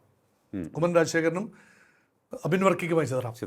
പക്ഷേ കുമ്മനത്തിനെതിരെ വരാവുന്ന വോട്ടുകൾ, അല്ലെങ്കിൽ BJPക്ക് എതിരെ വരാവുന്ന വോട്ടുകൾ രണ്ടായിട്ട് ചിതറാം. ഇത് അങ്ങനെയൊക്കെയാണ് അവരുടെ ആറന്മുളയിലെ ഒരു ഗതി. അവിടെ എനിക്ക് പറയാനുള്ള ഒരു കാര്യം, ഒരു അഭിപ്രായം എന്ന് പറയുന്നത്, വീണ ജോർജ് മന്ത്രിയായതിനു ശേഷം ഓരോ വിഷയങ്ങളെയും, അത് ഓരോ ചലഞ്ചസ് മുന്നിലേക്ക് വരുമ്പോൾ അതിനെ നേരിടുന്ന രീതി, അല്ലെങ്കിൽ അതിനെ നേരിട്ട രീതി വളരെ ഒരു ഒഫൻസീവായ രീതിയിൽ അതിനെ നേരിട്ടു. അതിനെയൊക്കെ ഒന്ന് ഒരു തുറന്ന ഹൃദയത്തോടെ ഒരു എമ്പതിയോടുകൂടി നേരിട്ടിരുന്നുവെങ്കിൽ അവർക്ക് ഈ കടുത്ത വെല്ലുവിളി നേരിടേണ്ടി വരില്ലായിരുന്നു. മക്കളുടെ പ്രായം അതെ ഉള്ള കേസുകാർ ദൂരെ നിന്ന് കരിങ്കൊടി കാട്ടുമ്പോൾ തൻ്റെ പിടലി ഉളുക്കി എന്ന് പറയുമ്പോൾ പിടലി അമ്മായി എന്ന പേര് ആരെങ്കിലും ചാർത്തി കൊടുത്താൽ അത് പിന്നെ അലങ്കാരമായി കൊണ്ട് നടക്കുക എന്നതല്ലാതെ വഴിയില്ല. ഇപ്പോൾ ഇത് പറയാൻ അബിൻ വർക്കിയും വീണ ജോർജും തമ്മിലുള്ള ഒരു സംവാദം പത്തനംതിട്ട പ്രസ് ക്ലബ്ബിൽ എല്ലാവരും ശ്രദ്ധിച്ച ഒരു സംവാദമാണ്. അതിൽ വീണ ജോർജിന് വേണ്ട രീതിയിൽ ഡിഫെൻഡ് ചെയ്യാൻ കഴിയുന്നില്ല. അബിൻ വർക്കിയാണ് ഇവിടെ സ്കോർ ചെയ്തത്. പക്ഷേ തെരഞ്ഞെടുപ്പിൽ ഇതൊന്നുമല്ല. കാരണം കമ്മ്യൂണിസ്റ്റ് വോട്ടുകൾ, ഇടതുപക്ഷ വോട്ടുകൾ, വികസന വോട്ടുകൾ, വീണ ജോർജ് മന്ത്രി ആയിരുന്ന ആളാണ്. സാമാന്യം നല്ല പത്തനംതിട്ട ജില്ലയിലെ ഏറ്റവും കൂടുതൽ ഭൂരിപക്ഷത്തിൽ ജയിച്ച മണ്ഡലമാണിത്. പത്തനംതിട്ട ജില്ലയിലെ കോൺഗ്രസിന് ഒരു ചിന്തയുണ്ട്. ഒരുവൻ സ്ഥാനാർത്ഥിയായി ജയിച്ചു കഴിഞ്ഞാൽ പിന്നെ അദ്ദേഹത്തിൻ്റെ തട്ടകമായി മാറും, ഫീഫ്ഡമായി മാറും. പിന്നെ പരാജയപ്പെടുത്താൻ ബുദ്ധിമുട്ടാണ്. വ്യക്തിബന്ധങ്ങൾ ഉറപ്പിക്കാതെ തോൽപ്പിച്ചു വിടാൻ മത്സരിക്കുകയാണ് കോൺഗ്രസ്സുകാർ. കോൺഗ്രസിന് അടിസ്ഥാന വോട്ടുണ്ട് അവിടെ. എല്ലാ കോൺഗ്രസ് അല്ല, കോൺഗ്രസിന് വോട്ടുള്ള മണ്ഡലമാണ് ആറന്മുളയും റാന്നിയും ഒക്കെ തന്നെ. പക്ഷേ പറഞ്ഞിട്ട് എന്ത് കാര്യം? റാന്നിയിൽ മണ്ഡലത്തിന് പുറത്തുള്ള ഒരു ആളെയാണ്, പഴകുളം മധുവാണ് കോൺഗ്രസിൻ്റെ സ്ഥാനാർത്ഥി. നിലവിലെ MLA പ്രമോദ് നാരായണൻ, കേരള കോൺഗ്രസ് മാണി ഗ്രൂപ്പ്, ഇടതുപക്ഷത്തിന് വേണ്ടി മത്സരിക്കുന്നു. അവിടെ റാന്നിയിലെ BJP വോട്ട്, BJP അല്ല, അവിടെ 2020 കിഴക്കമ്പലത്തെ 2020ക്ക് റാന്നിയിൽ എന്ത് കാര്യം, പൂച്ചയ്ക്ക് എന്ത് പൊന്നെടുക്കുന്നിടത്ത് കാര്യമെന്ന് പറയുന്ന പോലെ അവിടെ മത്സരിക്കുന്നയാൾ, അദ്ദേഹം ശബരിമല വിഷയത്തിൽ അഭിപ്രായം പോലുമില്ല. ശബരിമല ഉള്ള മണ്ഡലമാണ് റാന്നി. കോന്നി മണ്ഡലത്തോടും റാന്നി മണ്ഡലത്തോടും അടുത്ത് നിൽക്കുന്ന സ്ഥലമല്ലേ ശബരിമല. ഇവിടെ റാന്നിയിൽ മത്സരിക്കുന്ന NDA കാൻഡിഡേറ്റിന് ശബരിമലയെക്കുറിച്ച് എന്താണ് അഭിപ്രായം, സ്വർണ്ണക്കൊള്ളയെക്കുറിച്ച് എന്താണ് അഭിപ്രായം? ഒരു അഭിപ്രായമില്ല. എനിക്കതല്ല, നമുക്കിവിടെ റാന്നിയുടെ വികസനം മാത്രം സംസാരിക്കാം. ഞാൻ ആരെക്കുറിച്ചും ദോഷം പറയുന്നില്ല. സ്വർണം കട്ടവൻ ആരപ്പ എന്ന് ചോദിക്കാൻ കോൺഗ്രസ്സുകാർ നിൽക്കുമ്പോൾ സ്വർണം ആര് കട്ടാലും, അയ്യപ്പനെ മുതൽ ആര് കട്ടാലും അത് എൻ്റെ വിഷയമല്ലെന്ന് പറയുമ്പോൾ ഇദ്ദേഹം ഏറെ ഏറെ പാടുപെടും. അദ്ദേഹത്തിന് വേണ്ടി ചെയ്യാൻ സാധ്യതയുണ്ടായിരുന്ന BJP വോട്ടുകൾ റാന്നിയിൽ ആർക്ക് അനുകൂലമായി ചെയ്യപ്പെടും? ചോദ്യമാണ്. അവരായിരിക്കും ആത്യന്തികമായി റാന്നി മണ്ഡലത്തിൻ്റെ വിജയപരാജയങ്ങൾ തീരുമാനിക്കുക. ഞാൻ കടന്നു വരുന്ന മണ്ഡലമാണ് റാന്നി, എനിക്ക് വോട്ടുള്ള മണ്ഡലമാണ് റാന്നി. അപ്പോൾ എനിക്ക് സാഹചര്യങ്ങൾ അറിയാം. അവിടെയാണ് BJP വലിയ ശക്തിയായതുകൊണ്ടല്ല. BDJS ആണ് മുൻപ് കുടം ചിഹ്നത്തിൽ മത്സരിച്ചിരുന്നത്. ഇപ്പോൾ ഈ 2020 കാൻഡിഡേറ്റ് മത്സരിക്കുന്നു. അപ്പോൾ അവിടെയാണ്. അപ്പോൾ ഇങ്ങനെ അടൂർ, റാന്നി, പിന്നെ തിരുവല്ല, കോന്നിയാണ് അടൂർ പ്രകാശിൻ്റെ തട്ടകമായിരുന്നല്ലോ ഏറെക്കാലം. അത് അടൂർ പ്രകാശിൻ്റെ തട്ടകം, കോൺഗ്രസിൻ്റെ തട്ടകമല്ല, അടൂർ പ്രകാശിൻ്റെ തട്ടകം. ഇപ്പോൾ KU ജനീഷ് കുമാർ നിരന്തരം ജയിച്ചു വരുന്നു. ഉപതെരഞ്ഞെടുപ്പിൽ ജയിച്ചു, നിയമസഭാ തെരഞ്ഞെടുപ്പിൽ ജയിച്ചു, വീണ്ടും അദ്ദേഹം മത്സരിക്കുന്നു. ജയസാധ്യതയുള്ള ഇടതുപക്ഷത്തിൻ്റെ മണ്ഡലമാണ്. അവിടെ അടൂർ പ്രകാശ് മത്സരിച്ചിരുന്നുവെങ്കിൽ ചിത്രം മറ്റൊന്നാകുമായിരുന്നു എന്ന് ചിന്തിക്കുന്നവരുണ്ട്. അടൂർ പ്രകാശിനും സുധാകരനും മത്സരിക്കാൻ ടിക്കറ്റ് കൊടുത്തില്ലല്ലോ കോൺഗ്രസ്. അപ്പോൾ അവിടെ ഓരോ സീറ്റും വളരെ നിർണായകമാണ്. അതുകൊണ്ട് 5 സീറ്റും ജയിച്ചു ഇടതുപക്ഷത്തിന് 5ഉം വീണ്ടും ആവർത്തിക്കാനാവുമോ? അതൊരു വലിയ ചോദ്യമാണ്. അതാണ് പത്തനംതിട്ട. കോട്ടയത്തേക്ക് പോകുമ്പോൾ പക്ഷേ കുറെ കൂടി UDFന്റെ പിടിമുറുക്കുന്ന 9 മണ്ഡലങ്ങളുള്ള ജില്ല കോട്ടയം. എക്കാലത്തും UDFന് തട്ടകം. കേരള കോൺഗ്രസുകളുടെ കർമ്മഭൂമി, ജന്മഭൂമി അല്ലേ? അവരെ സംബന്ധിച്ചും വളരെ ഏറെ പിളർപ്പുകൾ കണ്ട കോട്ടയം. കോട്ടയം നഗരമാണ് കേരള കോൺഗ്രസിൻ്റെ നഗരഹൃദയം. അതാണ് കേരള കോൺഗ്രസ് തട്ടകം. ഇവിടെ ഇപ്പോൾ എക്കാലത്തും ഒരു വാദഗതിയുണ്ട്. അവിടുത്തെ 1-ാം നമ്പർ പാർട്ടി ആര്? എക്കാലത്തും പറഞ്ഞിരുന്നു കേരള കോൺഗ്രസ് ആണ് 1-ാം നമ്പർ പാർട്ടി. പക്ഷേ അങ്ങനെ ഒരു കേരള കോൺഗ്രസ് ഏത് കാലത്ത് ഉണ്ടായിട്ടുണ്ട്? പിളർപ്പിന് ശേഷം മാണി സാറുണ്ട്, ജോസഫ് ഉണ്ട്, ജേക്കബ് ഉണ്ട്, പിള്ളയുണ്ട്. എത്ര കേരള കോൺഗ്രസുകളാണ്? ചില സമയത്ത് എല്ലാം കൂടെ ഒന്നിക്കും. അല്ലെങ്കിൽ 2-3 എണ്ണം ഒന്നിക്കും. അപ്പോഴും 2-3 കേരള കോൺഗ്രസ് വെളിയിലുണ്ടാവും. Whose Kerala Congress are we talking about? K M മാണിയുടെ കർമ്മരംഗം പാല കെ എം മാണിയുടെ പാർട്ടി ഒറ്റയ്ക്ക് മത്സരിച്ചാലും ഒരു സഹകരണമില്ലെങ്കിലും ജയിക്കുമായിരുന്നു ഒരു കാലഘട്ടമുണ്ട്. പോയി മാണിപുത്രൻ ആ മണ്ഡലത്തിൽ പരാജയപ്പെട്ടു. ജോസ് കെ മാണി സാർ അവസാന സമയം ജയിച്ചപ്പോഴും ചെറിയ ഭൂരിപക്ഷത്തിനാണ് UDF വേണ്ടി ജയിച്ചതെന്ന് ഓർക്കണം. ഇപ്പോഴും മാണിപുത്രന് ജയമുറപ്പില്ല. രാജ്യസഭ MP ആയ മാണിപുത്രൻ പാലായിൽ ജോസ് കെ മാണി മത്സരിക്കുന്നു. കാട്ട ത്രികോണ മത്സരമാണ്. UDF വേണ്ടി അവിടുത്തെ വളരെ ജനകീയനായ MLA ആണ് മാണി സി കാപ്പൻ. അദ്ദേഹം മത്സരിക്കുന്നു. മുഖ്യധാര കക്ഷികളൊന്നുമുള്ള ആളല്ല, ചെറിയ കക്ഷി പ്രതിനിധിയാണ്. അതുപോലെ ഷോൺ ജോർജ്.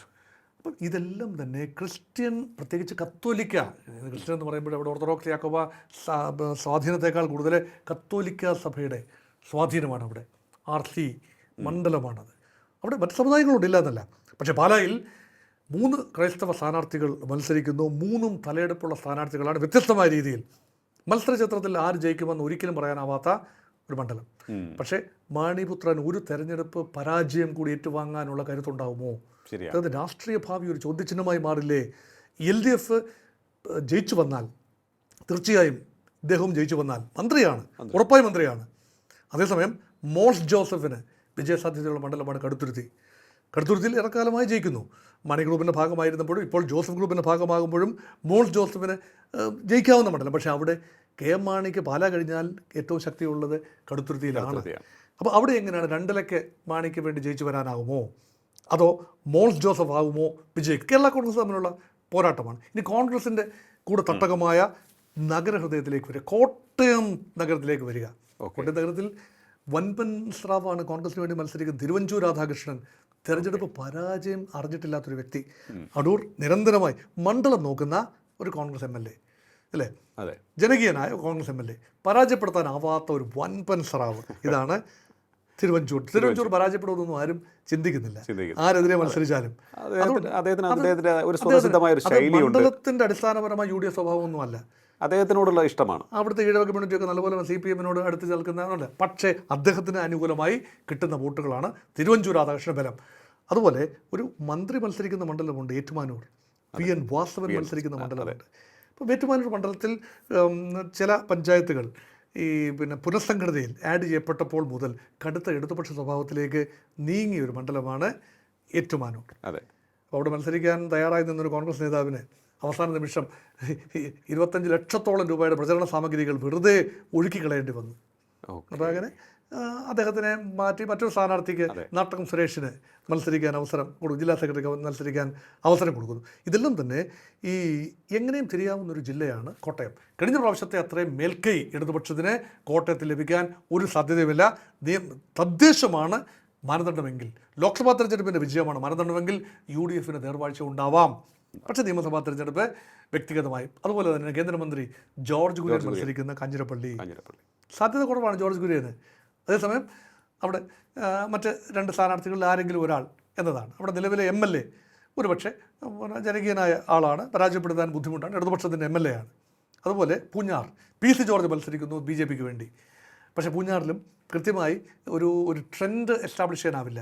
കോട്ടയം ജില്ലയിലെ മണ്ഡലങ്ങൾ ഒരു വേവ് ലൈക്ക് ഫോർമേഷൻ വന്നാൽ UDFിലേക്ക് ചായും. വൻതോതിൽ തന്നെ ചായാം. 9-ൽ 6 സീറ്റ് 7 സീറ്റ് വരെ UDF ലഭിക്കാവുന്ന അന്തരീക്ഷമുണ്ടെങ്കിൽ കേരള കോൺഗ്രസിൻ്റെ മരണമണിയായിരിക്കും. പ്രത്യേകിച്ച് മാണി ഗ്രൂപ്പിൻ്റെ മരണമണിയാവും അവിടെ ഉയരുന്നത്. അപ്പോൾ പിന്നെ മാണി ഗ്രൂപ്പിനെ UDFിലേക്ക് ചേർന്ന് നിൽക്കാതിരിക്കാനാവില്ല. നിലനിൽക്കണമെങ്കിൽ ജോസഫ് ഗ്രൂപ്പും മാണി ഗ്രൂപ്പും പിന്നീട് ലയിച്ച് UDFിൻ്റെ ഭാഗമായി വരും. ഇനി മറ്റൊന്നുകൂടി പറയാനുണ്ട്. കോട്ടയം ജില്ലയിലെ കേരള കോൺഗ്രസുകൾ മാണി ഗ്രൂപ്പും ജോസഫ് ഗ്രൂപ്പും ഒക്കെ വെവ്വേറെ സീറ്റുകളിൽ ജയിച്ചു വരുന്നു എന്ന് കരുതുക. ആർക്കും ഭൂരിപക്ഷം ഇല്ലാത്തൊരു അന്തരീക്ഷം ഉണ്ടാകുന്നു എന്ന് കരുതുക. അവിടെ അവർ ക്രൂഷ്യൽ പ്ലേയേഴ്സ് ആവും. They will be 4 seat Mani ഗ്രൂപ്പിന് 13 സീറ്റിൽ 12 സീറ്റിൽ മത്സരിക്കുന്നു. ജയിച്ചു കൂടായികയില്ല 4-5 സീറ്റുകൾ. UDFിൻ്റെ കേരള കോൺഗ്രസ് 8 സീറ്റിൽ, നേരത്തെ 10-ൽ മത്സരിച്ചിരുന്നു ജോസഫ് ഗ്രൂപ്പ്, ഇപ്പോൾ 8 സീറ്റിൽ. അതിൽ 4 സീറ്റേക്കും ജയിക്കാം. ഈ 4-ഉം 8 വലിയൊരു ബ്ലോക്കാണ്. ഒരു തെരഞ്ഞെടുപ്പ് BJPക്ക് 4-5 സീറ്റ് ലഭിക്കുകയും LDFിനും UDFിനും ഭൂരിപക്ഷം ഇല്ലാതിരിക്കുകയും ചെയ്താൽ കേരള കോൺഗ്രസ് തീരുമാനിക്കും. UDFിൽ നിന്ന് LDFിലേക്കോ LDFിൽ നിന്ന് UDFിലേക്കോ പോകാനുള്ളൊരു പാലമാണ് കേരള കോൺഗ്രസ് എന്നുകൂടി ഓർക്കണം. ഒരു ജില്ല കൂടിയുണ്ട്, അത് ഇടുക്കി ജില്ലയാണ്. ഇടുക്കി മലയോര കർഷകരുടെ വലിയ ഒരു മേഖലയാണ്. അവിടെ വളരെ പ്രത്യേകതയുള്ള ഒരു രാഷ്ട്രീയ സാഹചര്യവും ചിന്താഗതിയുമുള്ള മനുഷ്യരാണ്. അവരെങ്ങനെയായിരിക്കും വിധി എഴുതാൻ പോകുന്നതെന്നുള്ള എന്തെങ്കിലും സൂചനയുണ്ടോ? ജീവിതഗന്ധിയായ വിഷയങ്ങളാണ് ഇടുക്കിയുടെ ഒരു രാഷ്ട്രീയം. അതെ, മണ്ണും മനുഷ്യനുമായി വല്ലാതെ ഇഴുകിക്കിടക്കുന്ന കൊടും മലകൾ, താഴ്വരകൾ, കൃഷിഭൂമികൾ, കുടിയേറ്റ മേഖല. ഇപ്പോൾ കോട്ടയത്തിൻ്റെയും പത്തനംതിട്ടയൊക്കെ ഭാഗങ്ങളിൽ നിന്ന് ഇടുക്കിയിലേക്ക് കുടിയേറിയ ആളുകളുണ്ട്. ക്രൈസ്തവരുണ്ട്, അല്ലാത്തവരുണ്ട്, എല്ലാമുണ്ട്. അവിടുത്തെ തദ്ദേശീയരായ ആളുകളുണ്ട്. ഇവരെല്ലാം വന്യമൃഗങ്ങളും മനുഷ്യനും തമ്മിലുള്ള സംഘടനയുണ്ട്. ഇത് മാത്രമല്ല പരിസ്ഥിതിയുമായി ബന്ധപ്പെട്ട ഈ വിവിധ കമ്മീഷൻ റിപ്പോർട്ടുകൾ എങ്ങനെയാണ് അവരെ ബാധിക്കുന്നത് എന്ന വിഷയമുണ്ട്. അതിനോട് രാഷ്ട്രീയ കക്ഷികളുടെ നിലപാടുണ്ട്. അതേസമയം വ്യക്തിപരമായ ചില ഫാക്ടേഴ്സുണ്ട്. ഉദാഹരണത്തിന് ഈ PJ ജോസഫ് തൊടുപുഴയിൽ ഒരു ഫാക്ടറാണ്. ജോസഫിൻ്റെ ക്രെഡിബിലിറ്റി UDF നിന്നാലും LDF നിന്നാലും ജോസഫിൻ്റെ ഒരു ക്രെഡിബിലിറ്റി അത് സഭയോട് ചേർന്ന് നിൽക്കുന്നത്, കത്തോലിക്ക സഭയോട് ചേർന്ന് നിൽക്കുന്നത്. അത് KM-മാണിക്കുണ്ട്. പാലായിൽ KM-മാണിക്കുള്ളതുപോലെ തന്നെ തൊടുപുഴയിൽ PJ ജോസഫിനുമുണ്ട്. ഒരു തലമുറ മാറ്റം ഇപ്രാവശ്യം അവിടെ സംഭവിച്ചു. PJ ജോസഫിൽ നിന്നും മകൻ അപ്പു ജോസഫിലേക്ക് തലമുറ മാറ്റം അവിടെ കൊണ്ടുവന്നു. വളരെ സുഗമമായി തന്നെ അത് കൊണ്ടുവന്നു. പക്ഷെ കേരള കോൺഗ്രസിന് ആ തരത്തിലുള്ള വൻപൻ പിൻബലമൊന്നുമുള്ള സ്ഥലമൊന്നുമല്ല റോഷി അഗസ്റ്റിൻ്റെ ഇടുക്കി. റോഷി അഗസ്റ്റിൻ്റെ ഇടുക്കി UDF-ൻ്റെ ഇടുക്കിയാണ്. UDF-ൽ നിന്നപ്പോൾ റോഷി അഗസ്റ്റിൻ ജയിച്ചു വന്നു. LDF-ൽ നിന്നപ്പോൾ കഴിഞ്ഞ തെരഞ്ഞെടുപ്പിൽ ജയിച്ചു വന്നു. LDF-ന് കുറവ് വോട്ടും കേരള കോൺഗ്രസിന് സമാഹരിക്കാവുന്ന വോട്ടും LDF അനുകൂല തരംഗവും എല്ലാം ചേർത്തുകൊണ്ട് ഇപ്പോൾ ആകെ റോഷി അഗസ്റ്റിൻ ഇടുക്കിയിൽ പിൻബലമായുള്ളത് മന്ത്രിയാണ് എന്ന ഒരു ലേബൽ. ആ ഒരു ലേബൽ അദ്ദേഹത്തിന് ഹെൽപ്പ് ചെയ്യേണ്ടതാണ് എന്നാണ് എനിക്ക് തോന്നുന്നത്. കാരണം ജയിച്ചു വന്നാൽ ഇപ്പം എത്രത്തോളം ചിന്തിക്കും ഇടുക്കിയിലെ സംവിധായകർ എന്നറിയില്ല. റോഷി അഗസ്റ്റിനും പാലായിൽ ജോസ് കെ മാണിയും ജയിച്ചു വന്നാൽ ഇടതുപക്ഷം കൂടി ജയിക്കുന്നുവെങ്കിലും മന്ത്രിസ്ഥാനം റോഷി അഗസ്റ്റിൻ ആവില്ല എന്നറിയാനുള്ള ബുദ്ധി ഒരു പക്ഷേ ഇടുക്കിക്കാർക്ക് ഉണ്ടാവാം. അപ്പം അതുകൊണ്ട് മന്ത്രിയായിരുന്നു എന്നതുകൊണ്ട് തുടർന്ന് മന്ത്രിയാകണമെന്ന നിർബന്ധമില്ല. പക്ഷേ ഒരു പക്ഷേ ജനഹൃദയങ്ങളിലേക്ക് ഏറെ ഇറങ്ങാൻ കഴിയുന്ന ഒരു നല്ല രാഷ്ട്രീയക്കാരനാണ് റോഷി അഗസ്റ്റിൻ. KM മാണിയുടെ മകനെ ഒരുപക്ഷെ UDF-ലേക്ക് ചേക്കേറാനിരുന്ന ആളെ ചിറകറ്റി നിർത്തിയ ആളുകൂടിയാണ് പിണറായി വിജയനോടൊപ്പം ചേർന്ന് നിന്നുകൊണ്ട് റോഷി അഗസ്റ്റിനും ഈ റാന്നി MLA പിന്നെ പ്രമോദ് നാരായണനും അതുപോലെ വാഴൂർ MLA ഇതെല്ലാം കൂടി കാഞ്ഞിരപ്പള്ളി MLA ജയരാജും എല്ലാം ചേർന്നുകൊണ്ട് ഒരുപക്ഷെ മാണിപുത്രൻ്റെ പദ്ധതി അട്ടിമറിച്ചു എന്ന് ചിന്തിക്കുന്നവരുണ്ട്. അതിനൊരു കണക്ക് തീർക്കൽ ഒരു പക്ഷേ ഉണ്ടാവും എന്നും ചിന്തിക്കുന്നവരുണ്ട്. അതൊക്കെ അടിയൊഴുക്കുകളാണ്. അങ്ങനെ അടിയൊഴുക്കുകൾ കേരള കോൺഗ്രസിൽ ഇപ്പോൾ മൂപ്പിളപ്പ് തർക്കമൊന്നുമില്ല. മാണി ഗ്രൂപ്പിൽ കൺസോളിഡേറ്റഡ് ആണ്. എനിക്കൊരു ചിന്തയുണ്ട്, തെറ്റാണെങ്കിൽ എന്നെ കേൾക്കുന്നവർ ക്ഷമിക്കണം. കേരള കോൺഗ്രസിൻ്റെ ഏത് മാണി വിഭാഗമാണെങ്കിലും ജോസഫ് ആണെങ്കിലും പിള്ളയാണെങ്കിലും അല്ല എങ്കിൽ ജേക്കബ് ആണെങ്കിലും ഈവൻ PC ജോർജ് ഏത് വിഭാഗത്തിൻ്റെയും കേരള കോൺഗ്രസിനെ കേൾക്കുമ്പോൾ അതിൻ്റെ പിന്തുണക്കാർ ഒരു UDF മൈൻഡ് സെറ്റ് ഉള്ളവരാണ്. ശരിയാണ്, കറക്റ്റ്. ഇപ്പോൾ UDF-ൽ കേരള കോൺഗ്രസുകൾ നിൽക്കുമ്പോൾ കേരള കോൺഗ്രസ് അനുകൂലികളുടെ വോട്ട് പാർക്ക് ചെയ്യപ്പെടാൻ ബുദ്ധിമുട്ടില്ല. LDF-ലേക്ക് പോകുമ്പോൾ വളരെ ബുദ്ധിമുട്ടാണ് കേരള കോൺഗ്രസ് അനുകൂലികളുടെ വോട്ട്. 2 ചിഹ്നത്തിൽ ഒരുപക്ഷെ സ്ഥിരപരിചിതമായതുകൊണ്ട് പാർക്ക് ചെയ്യപ്പെട്ടേക്കാം. മറ്റൊരു ചിഹ്നത്തിലേക്ക് കേരള കോൺഗ്രസിൻ്റെ പിന്തുണക്കാരുടെ വോട്ട് സ്വാംശീകരിക്കാൻ ബുദ്ധിമുട്ടാണ്. അത് ജൈവികമല്ല, സ്വാഭാവികമല്ല. അത് ഇടുക്കി ജില്ലയിലും ഒരുപക്ഷെ കാണും. അതുകൊണ്ടാണ് ഇടുക്കിയിൽ റോഷി അഗസ്റ്റിൻ നല്ല മത്സരം കാഴ്ചവെക്കുന്നുവെങ്കിലും വിജയപരാജയങ്ങൾ കൃത്യമായി പറയാനാവുന്ന നിലയിലല്ല. PJ ജോസഫിൻ്റെ മകൻ അപ്പു ജോസഫ് മത്സരിക്കുന്ന ഇടം ഒഴിച്ചുള്ള മറ്റുള്ള ഇടത്തും ഫൈറ്റാണ്. പക്ഷേ UDF നില മെച്ചപ്പെടുത്താൻ എല്ലാ സാധ്യതയുമുള്ള ഒരു മലയോര ജില്ലയാണ് ഇടുക്കി. അപ്പോൾ എന്തായാലും നമ്മളിന്ന് പരിശോധിച്ച ഈ മധ്യ തിരുവിതാംകൂർ ജില്ലകൾ എല്ലാം തന്നെ നോക്കുകയാണ് എന്നുണ്ടെങ്കിൽ ഒരു നേരിയ തോതിൽ കുറേയേറെ മേഖലകളിലൊക്കെ തന്നെ നമുക്ക് പറയാൻ സാധ്യമല്ല എങ്കിൽ പോലും ഒരു ടോട്ടൽ കണക്കെടുക്കുകയാണ് എന്നുണ്ടെങ്കിൽ നേരിയ ഒരു കാറ്റ് വലതേക്ക് UDF-ലേക്ക് വീശുവാനുള്ള സാധ്യതയുണ്ട്. അങ്ങനെയാണ് എന്നുണ്ടെങ്കിൽ അത് ഇലക്ഷൻ റിസൾട്ടിനെ നമ്മൾ തുടക്കത്തിൽ പറഞ്ഞതുപോലെ അത് സ്വാധീനിക്കും. UDF വിജയിക്കുന്നുവെങ്കിൽ കൃത്യമായി പറയാം, ഈ മേഖലയിൽ നിന്നും ഇടതുപക്ഷത്തിൻ്റെ കയ്യിൽ നിന്നും UDF-ൻ്റെ കയ്യിലേക്ക് വന്ന സീറ്റുകളാണ് UDF-ൻ്റെ മുഖ്യമന്ത്രിയെ ഭരണം സൃഷ്ടിച്ചത്. നിസ്സംശയം പറയാം. പത്തനംതിട്ട ജില്ലയുടെ 5 സീറ്റും ഇടതുപക്ഷത്തിനുണ്ടായിരുന്നത് 2 ചുരുങ്ങുന്നു എന്ന് കരുതുക. ആലപ്പുഴ ജില്ലയിൽ ഉണ്ടായിരുന്ന സീറ്റുകൾ പകുതിയായി മാറുന്നു എന്ന് കരുതുക. ഇടുക്കി ജില്ലയിൽ ഉണ്ടായിരുന്ന വൻ മേൽക്കോയ്മ, തൊടുപുഴ ഒഴിച്ചുള്ള മണ്ഡലങ്ങളിൽ മേൽക്കോയ്മ മാറി UDFന് പപ്പാതി 3-2 അല്ലെ 2-3 എന്ന നിലയിൽ നിൽക്കുക. അങ്ങനെയെങ്കിൽ തീർച്ചയായും കോട്ടയം പപ്പാതി നിന്നാൽ മതി, 9 സീറ്റിൽ 5-4 നിന്നാലും മതി. അങ്ങനെയെങ്കിൽ പോലും UDFന് ഭരണം സാധ്യമാകും. കാരണം മലബാർ മേഖല മുസ്ലിം ഒരു ജനഹൃദയത്തിൽ ഇപ്പോൾ കടന്നു കൂടിയിരിക്കുന്നത് കോൺഗ്രസ്സാണ്. ജമാഅത്തെ ഇസ്ലാമിയുടെ സപ്പോർട്ടൊന്നുമല്ല. അത് മുസ്ലിം മുഖ്യധാര രാഷ്ട്രീയ കക്ഷിയുടെ, മുസ്ലിം ലീഗിൻ്റെയും സാധാരണ മുസ്ലിങ്ങളുടെയും, ഇതൊന്നുമില്ലാത്ത മുസ്ലിങ്ങളുടെ എല്ലാം സ്നേഹവായ്പ് ഇപ്പോൾ പൊതുവേ കോൺഗ്രസ്സിനാണ്, UDFനാണ്, മുസ്ലിം ലീഗിനാണ്. അവിടെ UDFൻ്റെ ഒരു തേർവാഴ്ച ഇവിടെ കാണാം. അതേപോലെ തന്നെ തിരിച്ച് തെക്ക് കാര്യമായ ക്ഷീണം CPMന് തട്ടിയിട്ടില്ല. ഉണ്ടായിരുന്നെങ്കിൽ പഞ്ചായത്ത് തെരഞ്ഞെടുപ്പിൽ അത് പ്രതിഫലിക്കുമായിരുന്നു. അങ്ങനെ അല്ല സംഭവിച്ചത്. പഞ്ചായത്ത് തെരഞ്ഞെടുപ്പ് ഏറ്റവും വേഴ്സ്റ്റ് കാലഘട്ടമായിരുന്നു.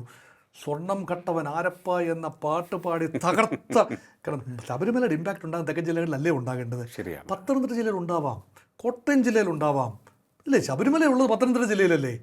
ശബരിമലയുടെ ഇമ്പാക്റ്റ് ഉണ്ടായില്ലെങ്കിൽ അതുകൊണ്ട് റാന്നി കോന്നി ആര് പിടിക്കുമെന്നത്, പന്തളം ഉൾപ്പെടെ, അത് അടൂരിരിക്കുന്ന ഉൾപ്പെടെ പന്തളം കൊട്ടാരം, ഇതൊക്കെ ആര് പിടിക്കുമെന്നുള്ളത് ജനം സാഗൂതം. ശബരിമലയുടെ ഇഫക്റ്റ് ഉണ്ടാകേണ്ട മേഖല കൂടിയാണ് മധ്യ തിരുവിതാംകൂർ. ഞാൻ മധ്യ കേരളം എന്നല്ല പറഞ്ഞത്.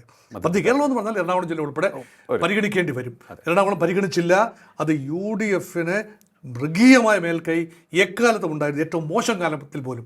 അപ്പോൾ പിന്നെ ഇപ്പോൾ UDFന് ഭൂരിപക്ഷം സീറ്റുകൾ കിട്ടുമെന്ന് പറയാൻ പാഴൂർ പടിപ്പര വരെ പോകേണ്ട, അതവിടെയാണ്, എറണാകുളം ജില്ലയിലാണ്, പിറവത്തിനടുത്താണ്. പാഴൂർ പടിപ്പര വരെ പോകേണ്ടതില്ല എന്നും കൂടെ പറയാം. കേരള നിയമസഭാ തെരഞ്ഞെടുപ്പിൻ്റെ റിസൾട്ടിന് വേണ്ടി നമ്മൾ കാത്തിരിക്കുമ്പോൾ ഒരു കാര്യം വ്യക്തമായിരിക്കും. അവിടെ ഇടതുപക്ഷത്തിന് അടിപതറുകയാണെങ്കിൽ പ്രധാനപ്പെട്ടൊരു പങ്ക് മധ്യ തിരുവിതാംകൂറിൽ UDF നടത്താൻ പോകുന്ന മുന്നേറ്റത്തിൻ്റെ ഫലമായിട്ടായിരിക്കും. അതായത് വിധിയെഴുത്തിൻ്റെ ഏറ്റവും പ്രധാനപ്പെട്ട ഒരു മേഖല എന്ന് പറയുന്നത്, ആര് ഭരിക്കും കേരളം എന്നുള്ള കാര്യത്തിൽ തീരുമാനമെടുക്കുന്ന മേഖല എന്ന് പറയുന്നത് മധ്യ തിരുവിതാംകൂർ ആയിരിക്കും എന്നുള്ള കാര്യത്തിൽ യാതൊരു സംശയവുമില്ല. അവിടെ മധ്യ തിരുവിതാംകൂറിനോട് നമുക്ക് ചേർത്ത് വയ്ക്കാവുന്ന ഒരു പ്രദേശമായി ആലപ്പുഴയെയും നമുക്ക് കൂട്ടാം, ആലപ്പുഴ ജില്ലയെയും കൂട്ടാം. അവിടെയും UDFന് കഴിഞ്ഞ പ്രാവശ്യത്തേക്കാൾ നില മെച്ചപ്പെടുത്താനുള്ള സാധ്യതയാണ് ഇപ്പോൾ കാണുന്നത്. കൂടാതെ മറ്റ് മധ്യ തിരുവിതാംകൂർ മേഖലയും. ഒപ്പം അവിടെ വലിയ പ്രതീക്ഷ വെച്ച് പുലർത്തിയിരുന്ന BJPക്ക് തിരിച്ചടി കിട്ടാനുള്ള സാധ്യത കൂടുതലാണ്. അവരുടെ പ്രതീക്ഷയ്ക്കൊത്ത് ഉയരുവാൻ സാധിക്കാത്ത തരത്തിലേക്ക് വിദേശ ഫണ്ട് സ്വീകരിക്കുന്ന നിയമത്തിൽ വരുത്താൻ പോകുന്ന മാറ്റം, അല്ലെങ്കിൽ ആ മാറ്റത്തിന് വേണ്ടി ഒരു നീക്കം നടത്തിയത് തെറ്റായ സമയത്തായി പോയി BJPയെ സംബന്ധിച്ച് എന്നുള്ള കാര്യവും ഇവിടെ സൂചിപ്പിക്കുകയാണ്. കാരണം ക്രൈസ്തവ ജനവിഭാഗത്തിൻ്റെ മനസ്സുകളിലേക്ക് രാഷ്ട്രീയ എതിരാളികൾക്കത് കൃത്യമായി എത്തിക്കുവാൻ സാധിച്ചിരിക്കുന്നു എന്നുള്ളതാണ്. അതൊരു ഒരു ഒരു ആയുധമായി ഉപയോഗിക്കുവാൻ അവർക്ക് സാധിച്ചിരിക്കുന്നു എന്നുള്ളതാണ് ഏറ്റവും പ്രസക്തമായ കാര്യം.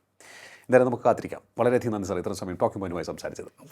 ടോക്കിംഗ് പോയിന്റിൻ്റെ ഈ അധ്യായം ഇവിടെ പൂർണ്ണമാകുന്നു. ഇനി അടുത്ത എപ്പിസോഡിൽ കാണാം നമുക്ക്. നമസ്കാരം.